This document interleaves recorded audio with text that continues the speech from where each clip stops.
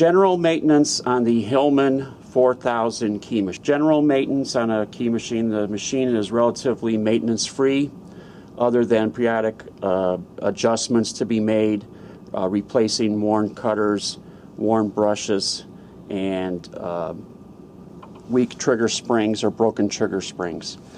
The next thing is you definitely want to keep a chip brush handy. After each key is cut, it's a good idea to clean out each jaw and the jaw assembly and the carriage shaft area. Also, this machine requires no oil. You don't want to put any oil. Everything is self-lubricated. It has a ball bearing shaft in the cutter block. Does not need any oil.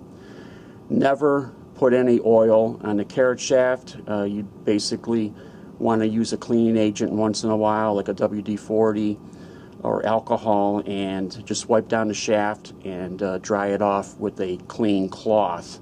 The only thing I recommend as far as maintenance to keep the machine in good shape is to occasionally remove the wing nuts and tap them on the table for any dust or powder to come out, and put a film of a light grease down the hole and put it back on. This will save wear and tear on the threads of the carriage studs and the wing nuts, and give you a longer use and of a better clamping of the vice jaws. Also, on a regular basis, you have a chip tray that needs to be cleaned out. Basically, you want to dump it out in the trash can. After a period of time, you want to keep an eye on it. The very important part of this, you want to make sure it does not become overfilled, because you can cause damage to the machine. The cutter on the Hillman 4000 was designed for cutting brass only. You don't want to cut any other foreign objects, metal, or anything that would cause damage to the cutter, because you will definitely shorten the life of the cutter by cutting things that it's not designed for. The average number of keys that you can cut, the minimum is about 15,000 keys, only if you follow those instructions. Anything like touching metal or cutting into metal will shorten the life dramatically, and you want to make sure you keep the cutter in good shape.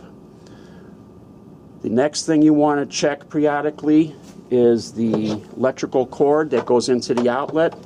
You want to follow it all the way back to the rear of the machine. Make sure there's no cuts or any abrasions or any wore out spots. If you see anything like a split or a cut or a wore out spot, you must replace the power cord immediately. Also, this machine was designed to be plugged into its own outlet, and it must be a grounded outlet. You don't want to use long extension cords because that would defeat the purpose of the power supply.